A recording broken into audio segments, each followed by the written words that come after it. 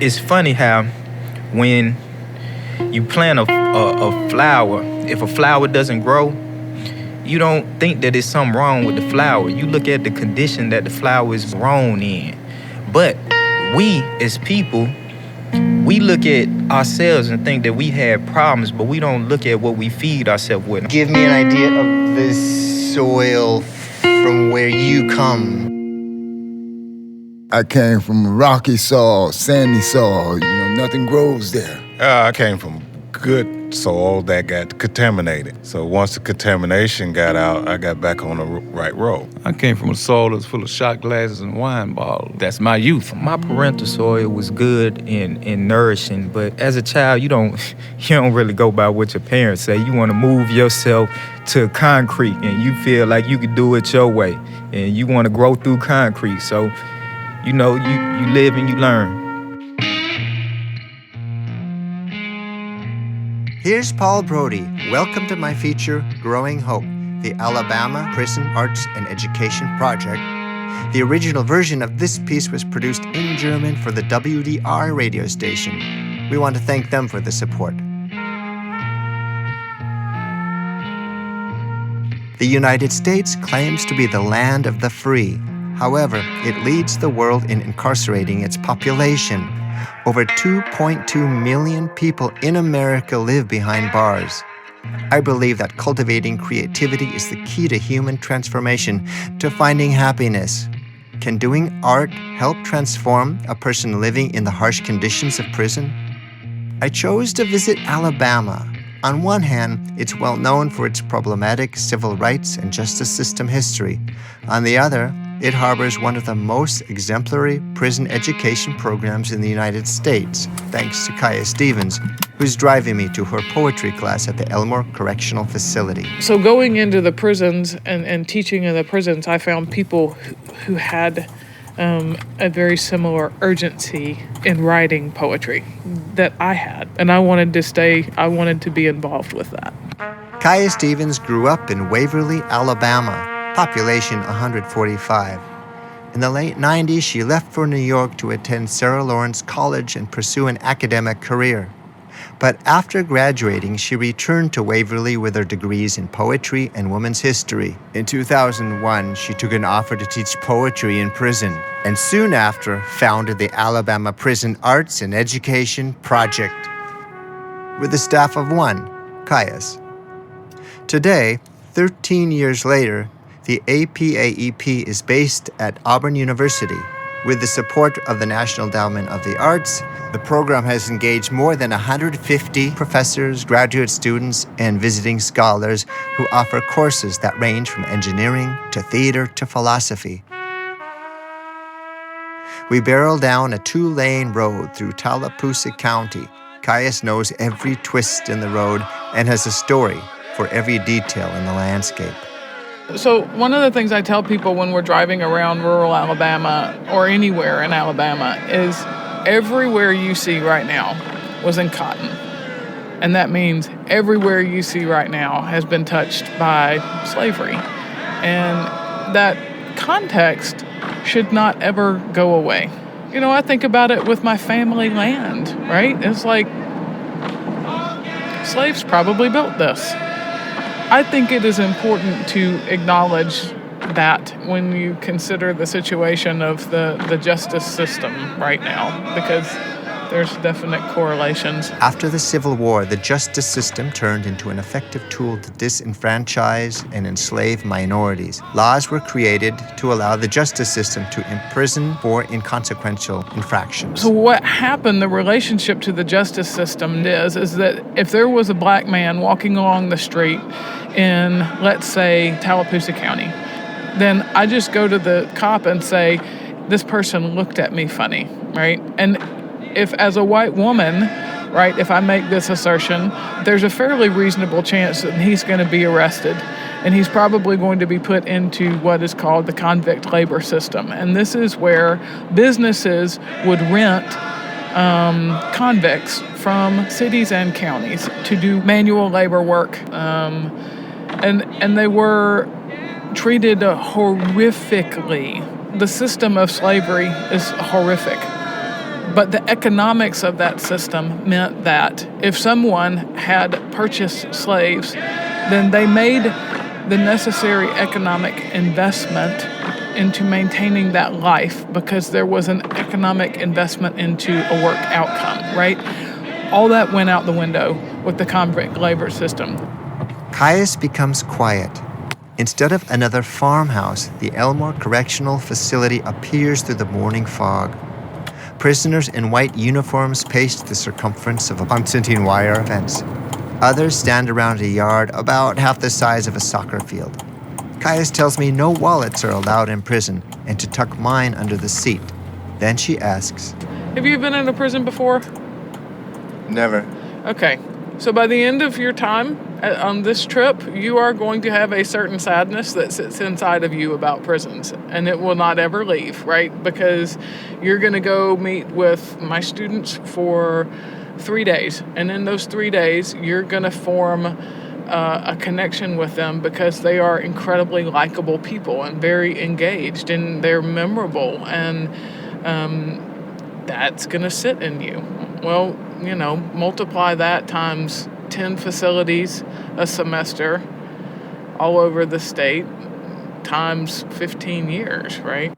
Okay, here we are at... This is Elmore Correctional Facility. We are in Elmore, Alabama.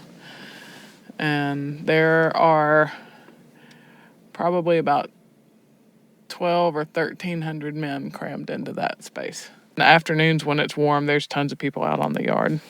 And the class you're gonna give is? This is a poetry writing class with a twist. Before entering the front building, Caius signals that I need to turn off my recorder. 2 officers sit in front of an airport-like security system. We're told to lay our things on a worn Formica table. I notice a fishnet bag of books on the table with Of Mice and Men and Their Eyes Were Watching God poking through. The door to the bathroom swings open. A man more smile than face, tall enough to step across the room in 2 strides, drops his bundled white prison uniform, signs a paper, and seems not to register the officer's intonation. You behave yourself now. Caius and I peer through the window obscured by dust and cobwebs. A woman stands in front of her pickup, her arms outstretched.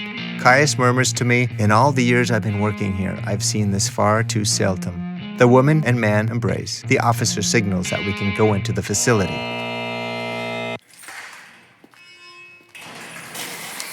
This is Paul. Paul's from Germany, but he's not originally from Germany. 9 students nod hello while helping to set up chairs. The men represent the ethnic population of the prison. 5 are black, 3 are white, and 1 is Hispanic. While chatting with the students, I'm struck by how words feel different in prison. Everyday words like internet, plane ticket, menu seem grossly decadent. Caius starts with a playful writing exercise. She gives them the beginning of a sentence to complete by writing a chain of comparisons. My brother's car smells like... Just to get our creative juices flowing a little bit. So, David, can we start with you? Yeah. Oh, okay. Oh, you got your mouthful of cookies. We can start this way. We can go ahead. We good. My brother's car smelled like yesterday's garbage. Like a bag of corn chips. Awful.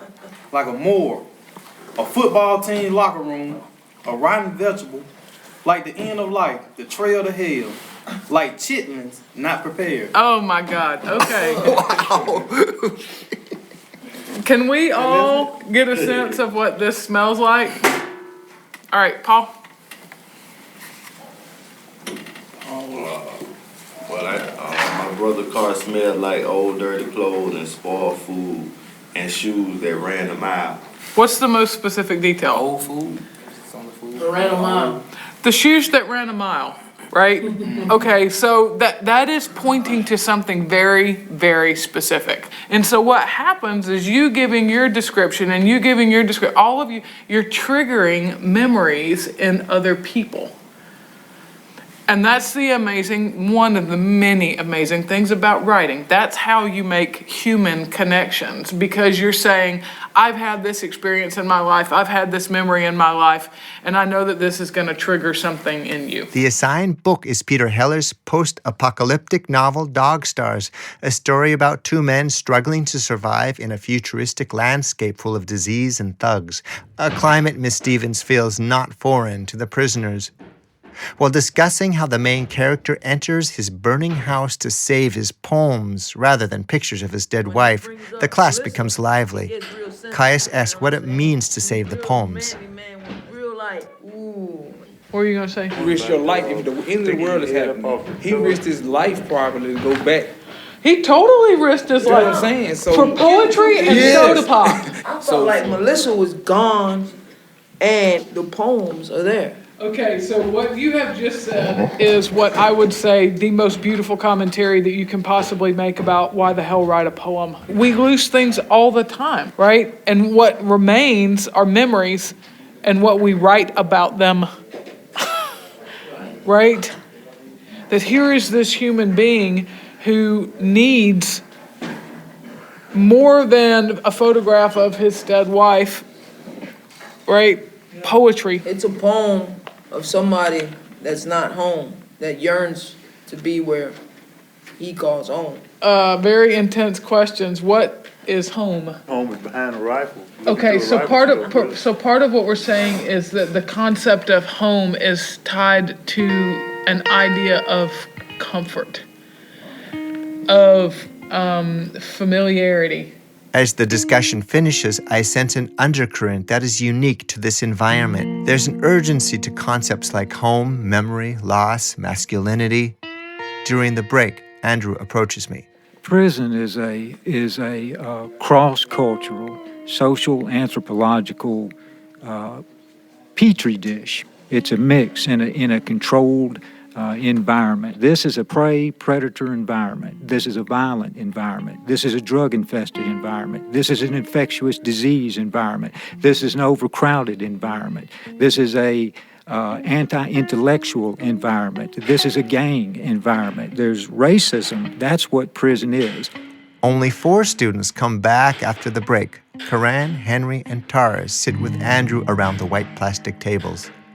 I glance at the chapel walls lined with children's paintings of Jesus, 2 guards in a corner with radios blasting watch as a group of prisoners stack chairs. The students don't seem to be distracted by the racket. I ask, what does writing poetry mean to you while living in these harsh conditions? What I want is this place between the creative mind and dealing with life here. We have a lot of issues dealing with like family and real life issues, like dealing with loss and dealing with grief, and learning how to describe the grief. What does grief look like? And me seeing that and trying to see it and explain it gives me the vocabulary to actually explain what's going on with me and dealing with issues in my very life by being in prison myself. So I can re-identify with society and what society, you know what I'm saying, wants from me. You know what I'm saying? As a question that gets posed. You know do you have a poem or a few sentences? Oh yeah, I got one called Inside of Me. Does he have a poem? I like this one. I like this one. It's called In the Mirror.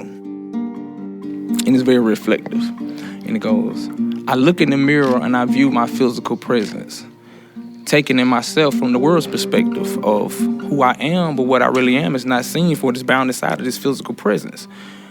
I wonder would there ever be a mirror to reflect to the world from the perspective of how I view myself, of how I see myself, then the world can see me as I now only know myself.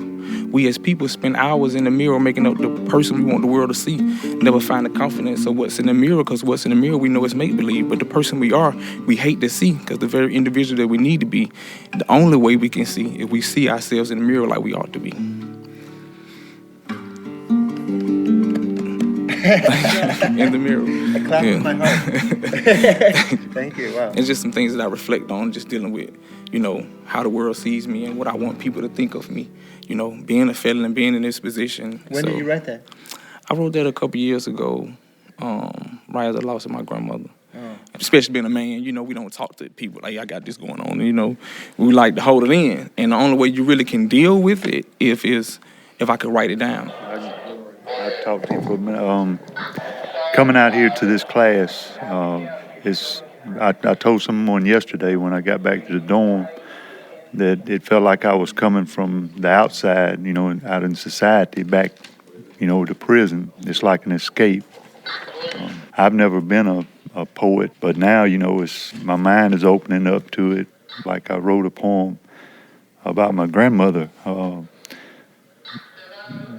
Stuff I never thought I would get out of this class is coming out, just, feelings and stuff. You got that poem for us here? It's his decision on whether he wants to. Oh, I'm sorry, no. Oh, I can read it. Anything I ask for, you I'll can read read it. I'll read it for you. It's all cool. Title was Nanny and I on a Summer Day. A tiny ball of cotton floats over her garden, pulling me like a John Deere. A plastic bucket holds her trophies. Rubber boots make a fashion statement. Eyes shine like stars. Pole beans snap easy. God bless the pea sheller. Mason jar holds plum Nelly. Cotton top says, cows laying down. Cows don't know. Blue worms are magic. Red-winged blackbird sings to a cat's tail. Snake doctor on my last eye. Through the head, into the fat body, toothpick through the eye. Cows laying down. Cotton top believes that stuff. Blue worms are magic. They hang around the brush. I hang in the brush. Rats make a nest in my reel. Cows laying down laughing. Stupid cows don't know.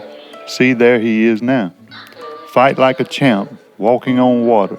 No spitting, please. A nylon string holds my trophies. Blue worm magic. Stand up, dumb cow. Cotton top dancing. Electric knife boogie. Eyes shine like stars. Our plates hold our trophies. Taste buds happy, laughing. Her eyes shine like stars. Thank you. Eyes shine like stars.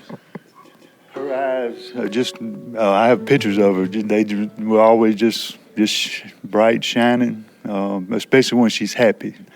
And especially, if I'd bring in a mess of fish, she just, that would just make her day. Thank you. Well, thank you, Paul. I've never written poetry before. And a matter of fact, I'm a very poor writer, but I began writing once attending these classes. And so I've come a long way. I was able to get something published at one time from the Michigan University Press in a book entitled Fourth City Essays from America's Prisons in February of 2014. I had an article in there that was entitled Mass Producing Mentally Ill Citizens in America's Prisons. I want to read just one paragraph, if I may. And this alludes to what Quran had talked about when he said in his poem what we ought to be.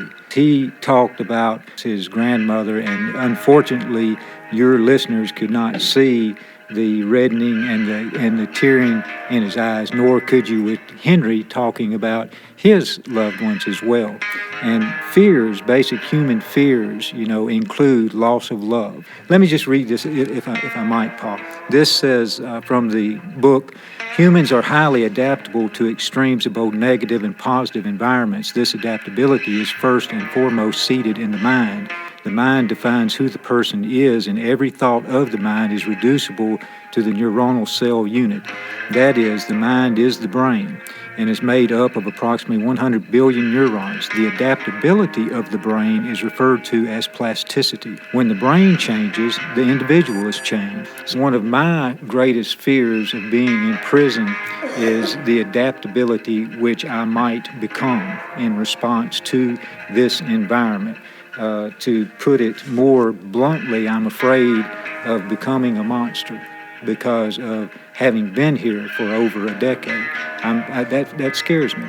And as I get older, I feel that I might become more susceptible to that, understanding the stress upon me and the degree of which dementia may set in older age. The poetry gives me something to strive for. And you had asked what this program means to us, right?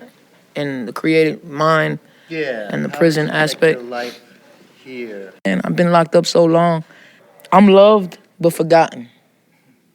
When I started really diving into me as a person, and I wrote my mom a Mother's Day poem.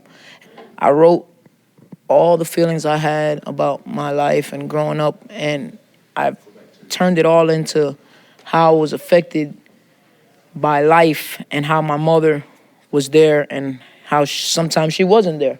You know what I'm saying? Mm-hmm. And it brought up an emotion that I never seen in my mother. And she was shocked and surprised and felt loved all in the same time. Do you remember what she said to you? She told me, I can't believe that you felt like that. And throughout the whole poem, I cried. Oh. How we? Take a break for just a second. We got. Okay. Well, they may have to go. Oh, no. So you have to go somewhere, or we just? We have to go back to the door because they can't clear the count. It's on their rack where everybody's 1, 2, 3 right in a row. You have to go to your bed assignment so they can count you like, eggs in the car. Yeah. Well, I hope I seen it. Second. 15 minutes to an hour. So I'm here for you guys, all the way from Germany. I'll be here. I hope you will advocate to keep your time that you were ensured that you would have, and we certainly want that time. An hour later, only 3 poets return. Henry and Andrew click back into discussion mode, recalling childhood experiences that blocked learning. Although they're from contrasting backgrounds, Karan is black and from inner city Birmingham, Henry is white and from the countryside, they both have similar views about education and social structure. The mysterious undercurrent of meaning that I felt during the class reveals itself. What keeps people from wanting to do poetry or something like that? And I can go back to my 7th grade year. Band director came to me and asked me about being in the band. And so I was learning to play the trumpet. And the band director told me he would go up there on the piano and hit a note and ask the class what note was that. I was the only one in the class that could tell him the notes, and he said I had a very good musical ear. But some of my family, why aren't you playing football, And even the coach at the school I was going to, he approached me and said, what are you doing in that beginning band? You're supposed to be out here playing football. So they shamed me and I really loved playing that trumpet. After that year, the next year I went out for football and never played the trumpet again. What we consider education to be is getting knowledge. A lot of them don't know. It's like coming from the culture that I come from, the background that we come from. People are not, it's not popular to be the smartest guy in the class. Where does that come from, right? Because I would agree that part of it is absolutely cultural, right? But if you are talking about making a cultural shift.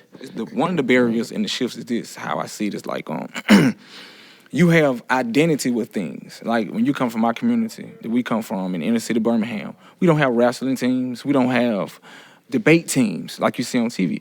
We don't know about poetry in itself, so that's why we don't understand it. We never been told our ideas are worth anything. So a lot of people say, you're gonna write your ideas down. Well, write down for, I don't know nobody that's a male that come from my neighborhood that graduated high school.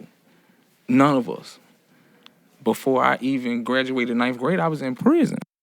Taurus wanders in while we're wrapping up. Before coming to Alabama, I asked Caius if I could give a workshop where the students recite their poems and I play music. This is my last chance to try out the idea, so I take out my trumpet. Taurus needs a bit of encouragement. Yeah, I'm nervous. I'm not. That we all support you. Yeah. I'm not a type of person that usually expresses himself in front of a lot of people. You know what I'm saying? I'm like, you know what I'm saying? We're not even listening. You want us to leave? No. Okay. Let's do this. I'll leave you space. You leave me space. I'll play, like I said before, I'll play and then you just write on top of the note. Let's do one word, one note, one word until it needs 2 words or 2 notes. Oh, so you... Let it grow slowly. Okay, go ahead. Yeah. In the depths of my stomach, where the pain prays and shocks, You left me like it was nothing. Now the shame, it never stops.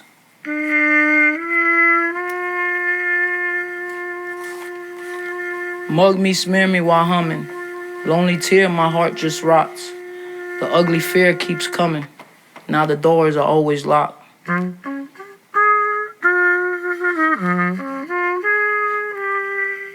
But your beauty was stunning, and your lips, they got me high. I was higher than a comet, with an angel in the sky. Search the trees, scan the seas, burning down to 3rd degrees. My destiny ran from me, now I'm praying on my knees. Using me, but I was using you. Puppets acting dumb. What did I do to you? The usual. Nothing. Actions numb. I wonder what it all means. Pinch myself, am I still asleep? Under a spell of a queen, and my slumber plunders me. Thank you.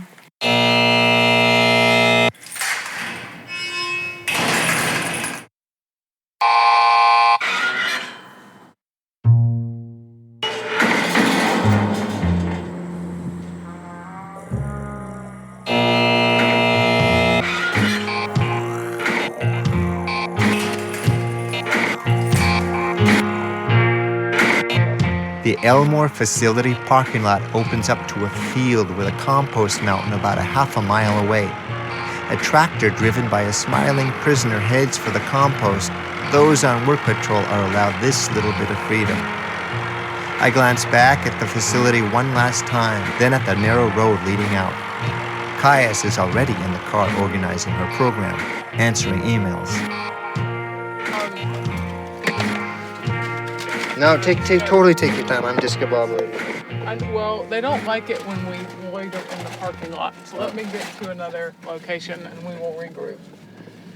If you're loitering in the parking lot, it suggests that you're doing something that you shouldn't be. Got it. I am so happy with Henry's breakthrough on his poem today that I could just about freaking pop. So here's this guy, right? Here's this guy who signs up for a class because he is absolutely desperate to have an opportunity to just think differently, right? And to be into a different place. And he gets me as his poetry teacher. Poetry to me is about seeing first. Seeing first, then paying attention to language, and then coming back and working on, are we going to push this into a form or something like that, right? It is first and foremost the way of living. And if you are somebody who spends a lot of time in nature, you are already a poet. He didn't recognize it in himself.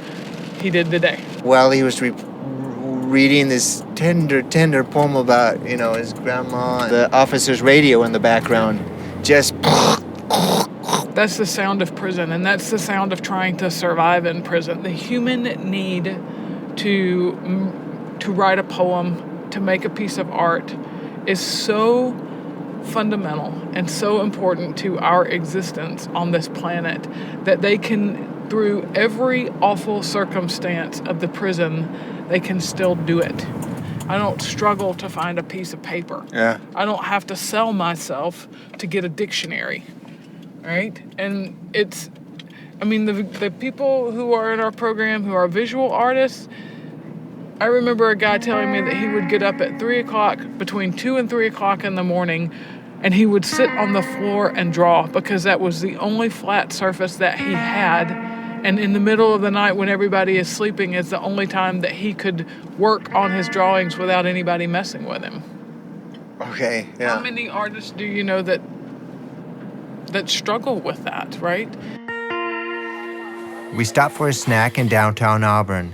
During our conversation, I didn't realize how loud the cafe had gotten, so I'll help tell the next story. A student in an art class was desperately trying to finish a large painting and... Literally, the officer is standing at the door, tapping on the door with his baton, because at this point, we've been there for 6.5 hours, and we're in the way, and we're messing things up. And they're working on these 4x6, 3x6, huge drawings, paintings. The other students notice him struggling to finish the painting. They ask him if they can help him finish. He replies, "Okay, but don't mess it up." He gives them something that they can do and work on and repeat the pattern. The thing that's amazing about these classes is the teachers are creating opportunity and space, not only for I learning, found not only Kaya's for statement creating, so but for pertinent to this feature that I'd like to repeat what she says apart from the din of the cafe. keep somebody out of prison. It's not because they learn Teachers are creating opportunity not only for learning, not only for creating, but for human beings to invest in each other. If you want that shift that's going to happen that eventually keeps somebody out of prison, it's not because they learn to write a poem. It's because they learn how to interact with human beings through writing the poem, or drawing, or talking about a piece of literature.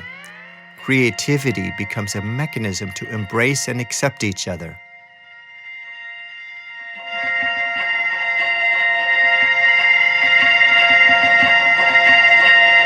Happening right now, the St. Clair Correctional Facility on lockdown tonight. We're told an officer was stabbed while trying to break up a fight between two inmates. We're also told that officer's injuries were not life-threatening. Lydia Hu looked into how the stabbing... Needless to say, the next day, visiting the theater class at St. Clair Correctional Facility is canceled.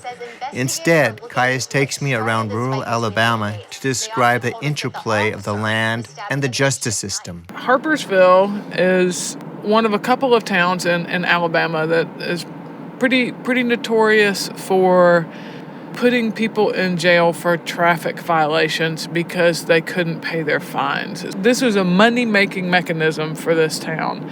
And people who couldn't pay the $50 ticket would get hundreds of dollars in fines on top of that ticket. They can't pay the $500 in fees because they couldn't pay the $25 ticket or whatever it was. Then they would lock these folks up.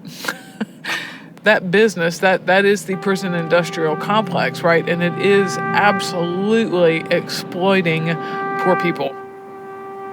While listening to Caius talk about Alabama's difficult history, I was curious to know what brought her back home after living in New York. After all, the name of her story is Growing Hope. I miss the soil, I miss the smells, I miss the sound, I miss walking in the woods at night. When I asked her to describe the beauty of Alabama, she referred to a Langston Hughes poem. I woke up this morning thinking about this Langston Hughes poem called Daybreak in Alabama.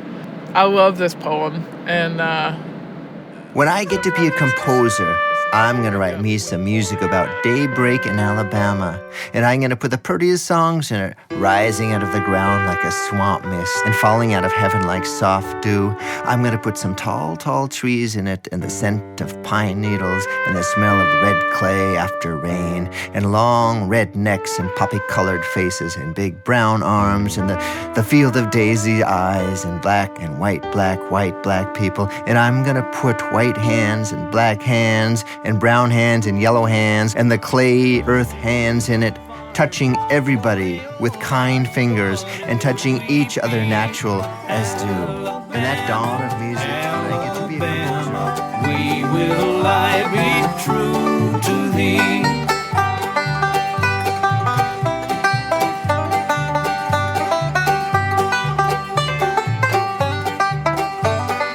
Where the perfume south wind whispers, thy magnolia grows among, softer than a mother's kiss, sweeter than a mother's song, where the golden jasmine trailing woos the treasure laden bee. Before visiting the art class at the Tutwiler Prison for Women, I go to Montgomery to talk with Senator Ward.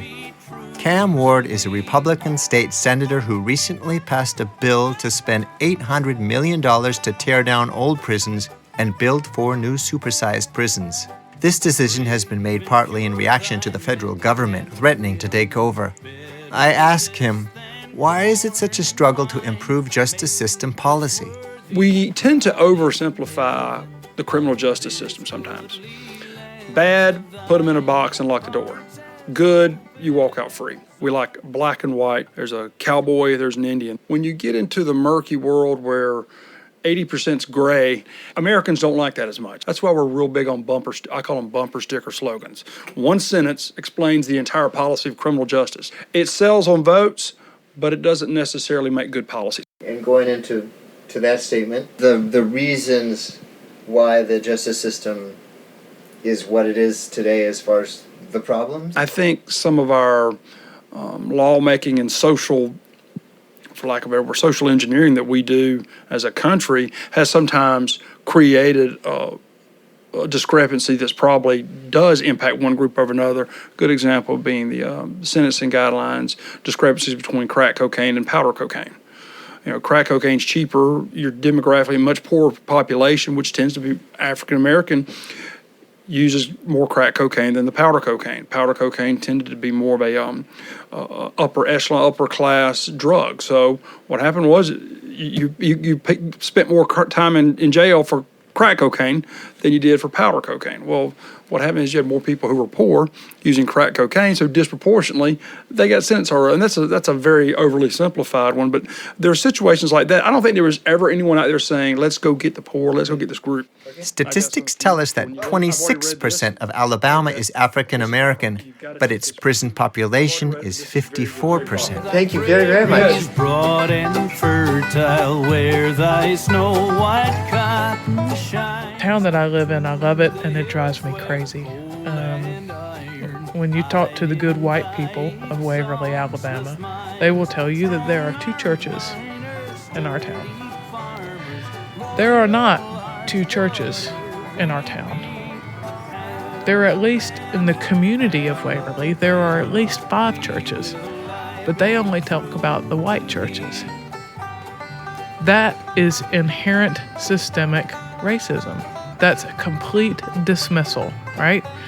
And that is the energy that exists in this state that people just ignore. The next day, we're in the car headed to Tutwiler Prison for Women. Julia Tutwiler has a women's prison named after her because in the early 1900s, she established higher education for women in Alabama and advocated penal education, healthcare, and separate prisons for men and women. She died with the nickname Angel of Prisons, and by the way, the lyrics to the Alabama State song that we're hearing was written by her. In 2013, Tutwiler Prison was documented to be one of America's worst prisons. Its officer on prisoner abuse became a national scandal and a new warden was brought in. Over 100 years after Julia Tutwiler lived, we're visiting the facility because an art class is allowed to paint a mural on a wall in the multipurpose room. Slow progress is better than none. Wow, I remember, months ago, I think we talked about this mural being made, and you said... We have officers come in and tell us how great it looks. One woman came in the other day and told the ladies, she says, this just looks incredible. I went to the mountains in my dream last night. So yeah, that was just like this beautiful, moment of endorsement and appreciation and thankfulness. All right, there's no parking here. How big is this prison? Probably between 700 and 800 women who are incarcerated here. Yeah, okay. Well, I'm gonna get out of the car and turn this off. Okay. No cell phone. Nope. I'm gonna check through my backpack to make sure I don't have anything. Before talking with the Tutwiler art students, I'm able to interview the new warden, Bobby Barrett. Sitting at his desk in front of piles of paperwork, Warden Barrett seems surprised when I tell him I heard about the art class mural all the way in Berlin, Germany. I asked him what his considerations were when signing off on the project. Kai approached me about would I be in favor if they did a mural, and of course my first response was, well, let's, what kind of mural? Because certainly I didn't want anything that could be inflammatory or, it could be a security risk, gang activity. I will say that it's almost an arm to the outside. An arm to the outside. That they're being able to utilize some of their talents. It covers the whole wall, and you'll see it, that it's what we call our old dining hall. It used to be the old dining hall. But it's impressive. Do you think about the risk bringing supplies in? The security side of you think, okay, You know, the wrong one get a hold of the paint, you know, they could color the uniform, hit the fence, or escape. Thank you very much.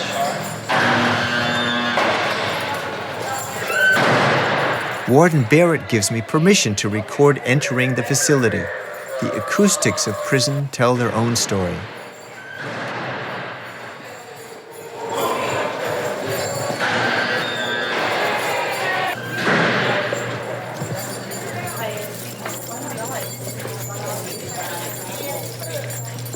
Wow. Thank you. That is awesome. He's going to be right here. And I'm gonna get them. Yeah, In a so room he's about got the size of a small high school gym, a handful of art students in white are painting a wall-to-wall mountain range. This is the room where prisoners receive visitors, and even the restroom doors labeled guest and inmate are painted over green and grassy, scattered with flowers, rivers, and cats. Caius points. Right there, a student. Hi, Hi. I'm Paul. Hi, Paul. Nice to meet you. I'm Lila. This is a huge mountain range, Isn't it awesome? like the Alps or the Appalachians. What mountains are these? Just mountains in our head, I guess. It has been so much fun, and it's kind of therapeutic, and it's been a great learning experience. But we never realized the magnitude of this wall until we started it. We wanted to go all the way around the room. You gonna do it? No. No, okay. No, absolutely not. Another artist introduces herself as Chainsaw. Recalling the warden's words about colors, I ask Chainsaw, "You're not allowed to use color or paint, like..." No color here at all. The only color we see is on a nurse. Faye stands on a ladder to the far right of the mural. Instead of a tree, she paints a giant arm protruding from the side of the mountain. It's holding a paintbrush, which is painting the mountainside. To the left stands a lighthouse. I'm just not used to color. Those flowers have been a million different colors. The water has been a million different colors. I've been stuck in this corner, and it's changed and changed and changed. I want people to see what I feel. You see that as something that moves in time, flowed through different colors, through different, Right. Tell me about what inspired you to change it. Mountains are symbolic of strength. Right. And you have all this strength, and you have all this stability, and you have the flow, and you have everything. And I just wanted to say, you are able to create your own destiny. You are able to paint your own story. You know what I'm saying? So freedom is not about walking outside this prison. Freedom is about when you're outside of this prison, being free. You see what I'm saying? So it's like I tell people every day, just because you're ready to go don't mean you're ready to go. You have the time to go ahead and recreate yourself. So it's more than just being, it's more than putting pretty stuff on the wall. It's more than just paint and colors. You know what I'm saying? It's more than just taking the white off. It's saying we're here, and we're mothers, and we're daughters, and we're wives, and we're sisters, but we're also artists. And don't forget about us, because we're here. We are here. It's like they threw us in a dungeon, threw away the key. Well, let's paint the walls of the dungeon, you know. Do you have kids? I have 4 boys. How old are they, if I may ask? 23, 22, 13, and 11. Wow, that's sweet. And then they must find that awesome. Yeah. I'm very conscientious about having people come in and record our program, right? Because people, the general public, wants a soundbite for what it means to be in prison. And those are not sound bites to me. Those are my students. And the risk of our class, for any of our creative classes, is that when you are creating, when you are making art, when you are in a space that we create, it is very hard to ignore the things that you miss. It's very hard not to be aware of what you do not have, because in the creative process, your mind is thinking about everything. So the students who participate in our classes and the ones who persevere all the way through the end, I mean, it's an intense act for them. It's a full-on human investment. Why shouldn't we know somebody who's incarcerated? Why shouldn't we understand how they got to where they got, right?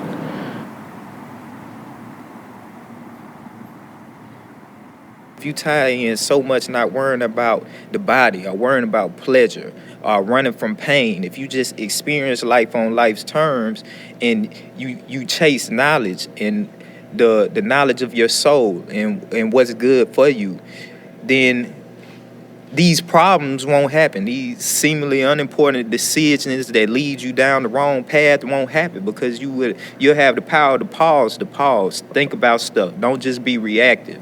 You could be proactive. We're talking with philosophy students at the Donaldson Correctional Facility, a maximum security prison not far from Birmingham.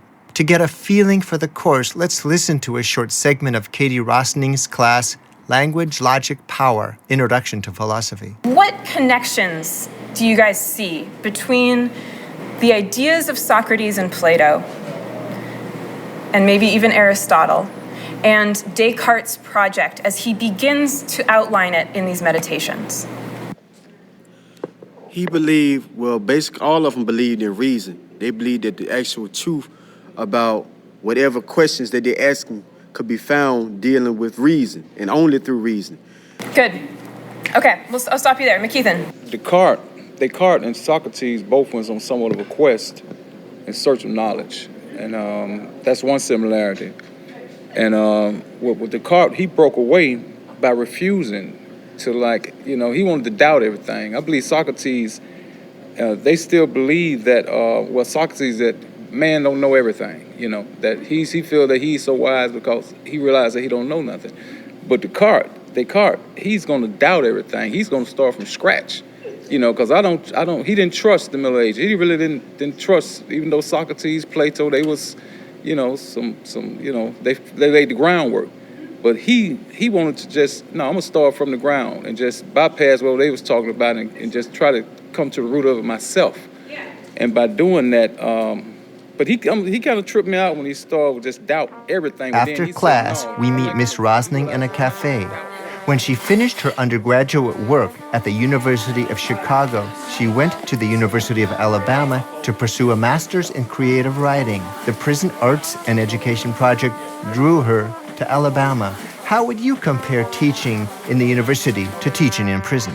And in terms of, teaching on the Alabama campus is really hard after teaching classes in the prisons, because my students in the prisons are so much more interesting.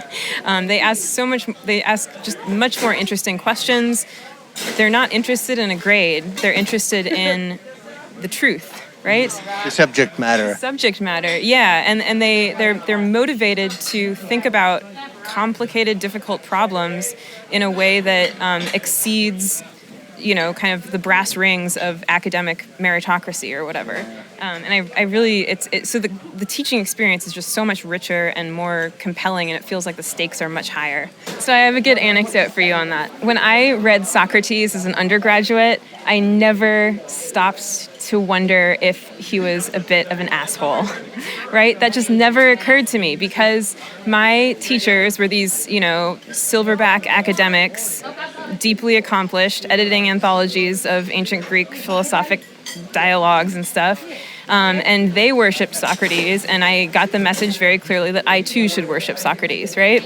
I bring in a Socratic dialogue to my students at Donaldson, like in the class that you observed earlier today, and my students want to talk about what a jerk Socrates is.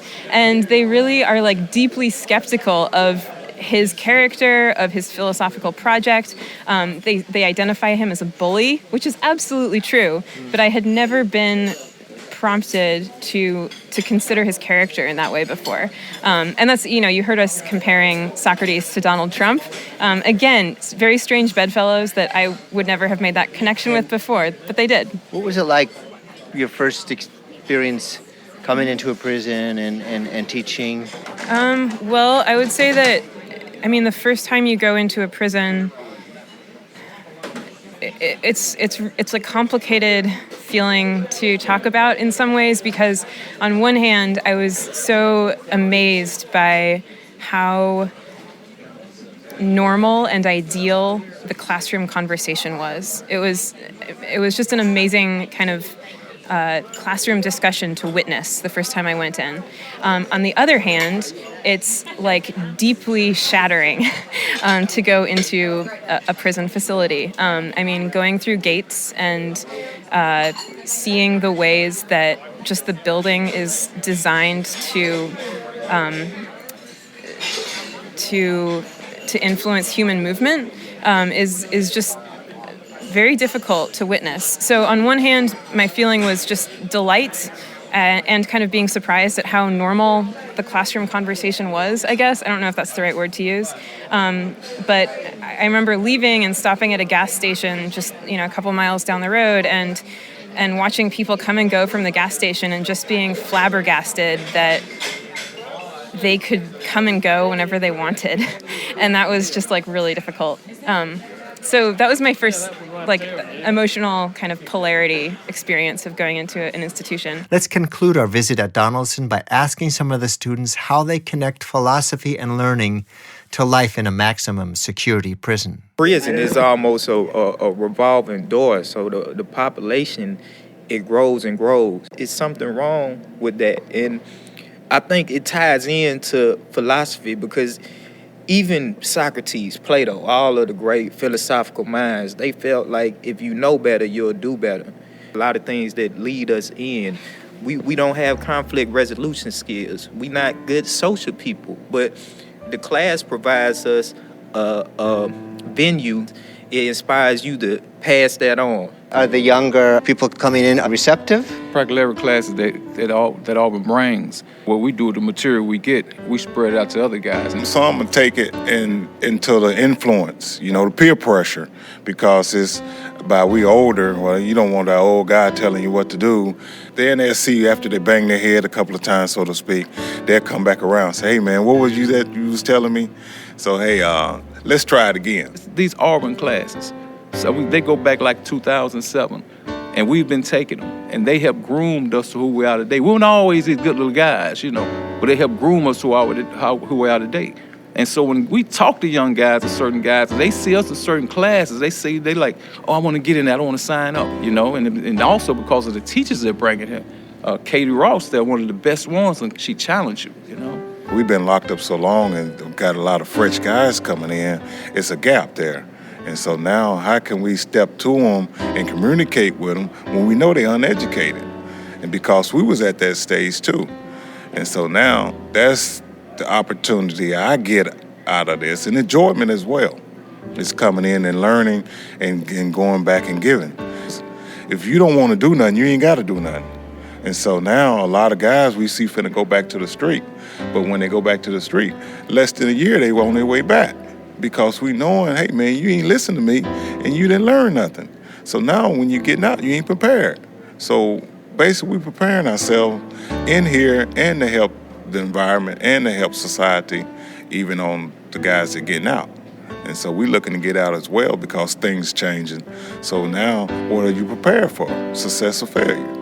It's not so much as how fast a person gets there or when they get it. It's about planting the seed and watering that seed because, nothing is instant in life. Even though we live, at least in America, we live in this instant society. Most of the times that's what leads us to prison, trying to do things the easy and fast way, but that's not reality. We don't look at the ideas that we feed ourselves, or the belief systems that we think we have or that we feel we have.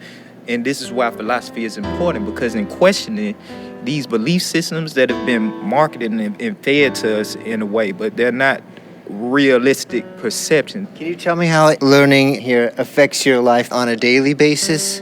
This learning experience was kind of tripping me out. And I went to this one art class, and I never thought I could draw a face. I've been locked up 33 years. And from like maybe 20 years or so, over 25, I've been trying to draw. I couldn't do it. But I went to this Auburn art class, and the first day, this teacher Lisa just said some words to me. Next thing I know, bam, I'm drawing a face. And now I'm like, it amazes me every time I draw something. I still can't believe that I'm doing this. So I tried so long to do it.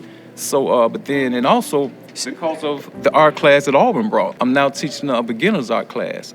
Guys see me drawing and they be like, man, I want to learn how to do that. And I just teach them what she taught me. And Kai's, she's actually been like a lifesaver to a lot of us. A lot of guys in here with these classes she's bringing. I'm pretty much learning patience and accepting life on life terms. And I have to deal with it. And I'm considering this not being a victim, but being a victor.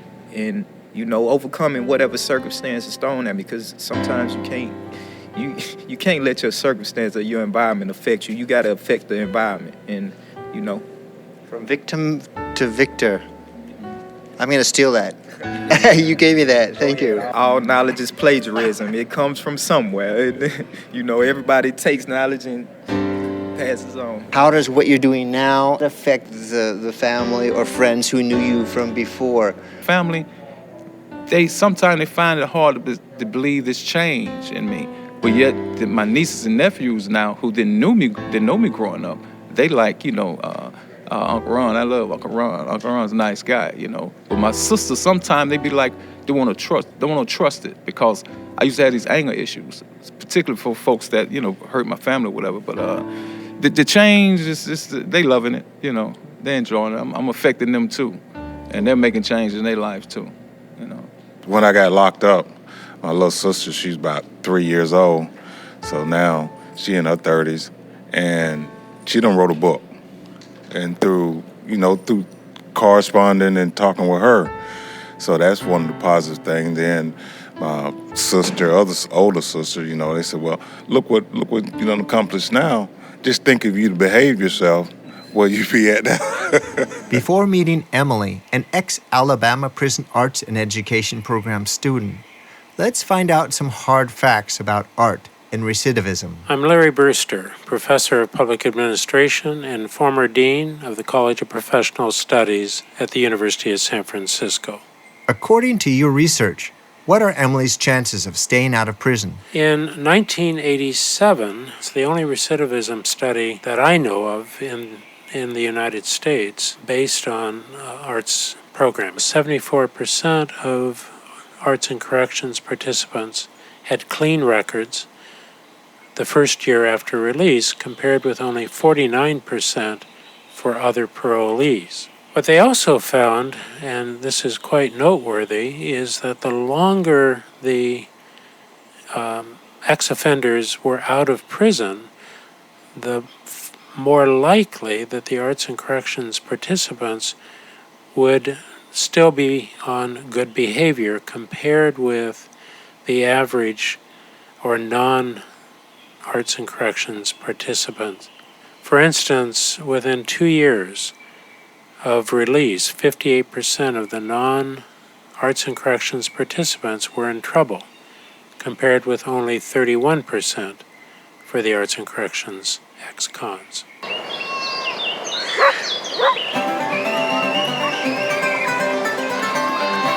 This is kind of a perfect place to meet, in the open. There are no fences. There's fresh air.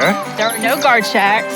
There's sunshine up above. You can actually look out any window you want to or step outside and watch the sunrise or watch the sunset. There's fountains, ducks, dogs. You can see the pup parade. When Emily was released from Tutwiler, she found it difficult to go back to her hometown where everybody knew her as the ex-con. So she found a whole new city and started afresh. Emily suggested meeting at the main park because it's a wide open space, a good contrast to her 16 years within the gray and white Tutwiler confines. The thing about being incarcerated, you're dehumanized.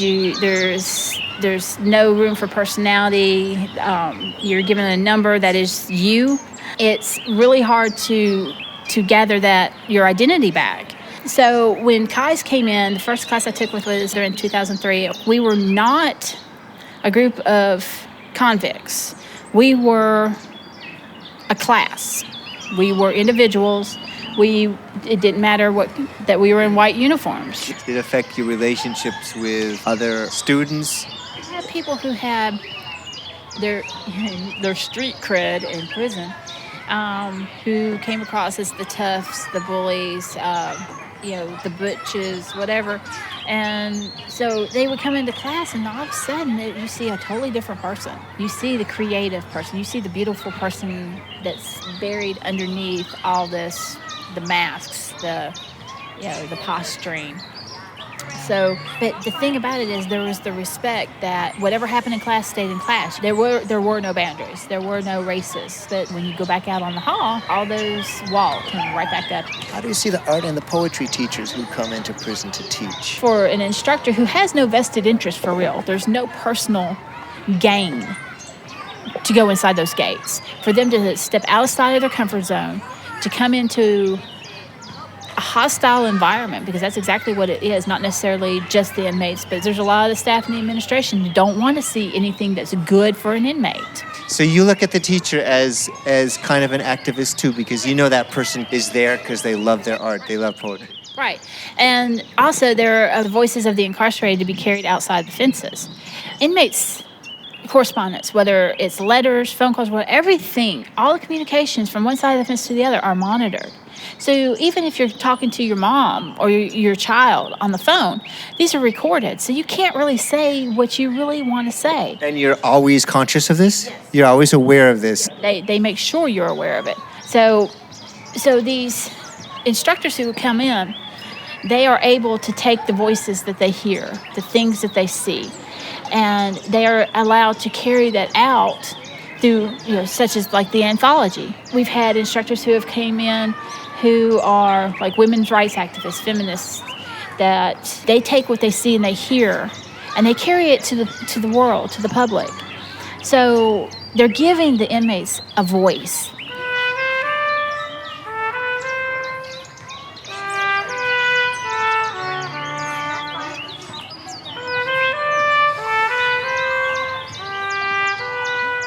I'd like to thank Kaya Stevens for the time, energy, and thought she put into organizing my visit. Before entering the first prison class, she told me that I would acquire a sadness that would never go away. And she was right. But learning about the Arts and Education Project also instilled in me a sense of hope that I didn't have before coming to Alabama. Let's conclude with two anecdotes that tell us something about the person behind the Alabama Prison Arts and Education Project. The first story is from her hometown of Waverly, Alabama. The second is from after she graduated from the university when she was teaching on a wagon train for troubled youth. Several years ago, a black kid, stole a bike off of somebody's front porch here in town. And I remember everybody being so excited that the police came and toted off this 13 or 14-year-old kid for stealing a bike.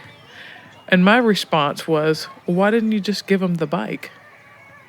You've just screwed up the rest of this kid's life. Obviously, he can't get a bike. What if you say, all right, how about you come work for me for the summer and earn some money and I'll buy you a bike? Why does your first response have to be, I have to punish you and show you how wrong you are? Yes, people make bad decisions daily, right? Everybody does.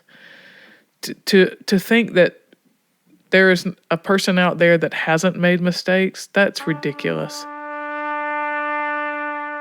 I was teaching remedial reading and writing, and I loved it. And I remember this moment. I was sitting on a bench, and one of my students is sitting right next to me, and he leans over and he puts his hand on my face, and he said, I could kill you right now. And it was this very just incredibly intense moment, and I said, yes, you can. And I don't think you're going to do that, right? And it was just, for me, it was like human beings suffer. Human beings struggle. And if you do not grow up in a place where there is a support network, struggle consumes you, right? And it consumes you into,